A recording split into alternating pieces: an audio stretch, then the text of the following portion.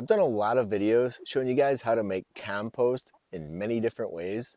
And today, I'm here to tell you that I am gonna be composting a whole lot less. So typically what we do is we'd make our compost and we'd take it and we'd put an inch or two on all of our beds. But I've found doing that is pretty much a waste of time. The issue is when you make compost and you put it on top of your soil, it is a quick fix. It's not a long-term fix. You get that initial boost of fertility, but it's not going to be enough to keep your plants going all season. So when I'm making new beds like I've done here, I've extended this quite a bit out. Yes, I'm absolutely filling this with compost.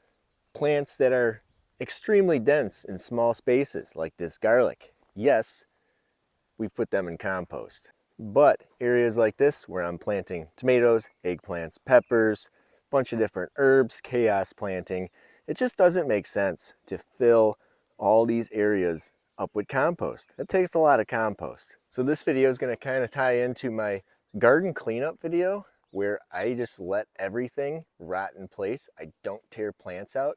I kind of let the frost kill them and the snow and everything just mat them down. In doing so, this chop and drop compost in place technique, you can see the leaves from all my trees in here. We have plants from last year, all just resting on the surface here.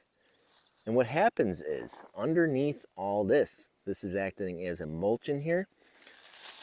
And when you move the mulch over, you can see we have a lot of soil life in here. So as far as building soil goes, adding compost on top isn't the way to do it.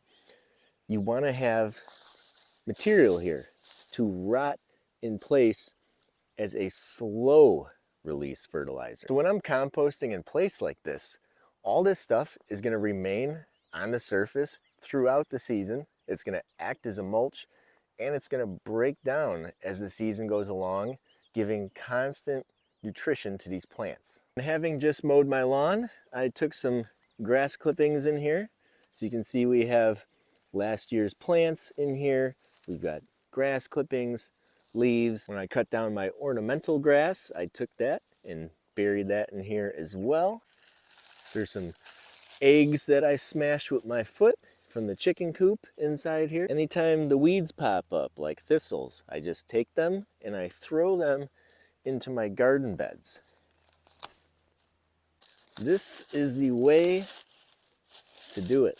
Look how nice that soil looks underneath there. Look, we even got some rotten potatoes that I tossed in there. This doesn't mean I'm going to stop using compost. It means we're going to use less compost and use it more effectively. This is what I do with the homemade compost. So when I'm planting and I put seeds like these peas in the ground here, I will cover them with compost. Instead of doing this whole section, which would take a lot of compost, all I'm doing is putting it in these holes to give these peas a good start. When they get a little bit bigger, we'll start mulching around them with all this yard waste and anything else we'd throw inside the compost piles. When I'm planting perennials, same thing here. I got a grapevine I just put in here, filled her up with compost. Little extra fertility. We have this beautiful elderberry here. I got this from Edible Acres and it was a tiny little plant last year. And it actually grew and gave me a bunch of berries on it. Came through here, little compost around the base as a boost of fertility. New asparagus bed. Came in here, filled up compost around the asparagus. And then all the fruit trees get a nice little bit of compost at the base. In another month, when I come out here to plant all my tomatoes, peppers, all that good stuff that likes the heat, we're going to be doing the same thing. We're going to be filling the planting holes only with compost. Not everything, just the planting holes. That's going to make the little bit of compost we can make go a long way. The yard waste potato patch. I grow potatoes here every single year right outside my garden.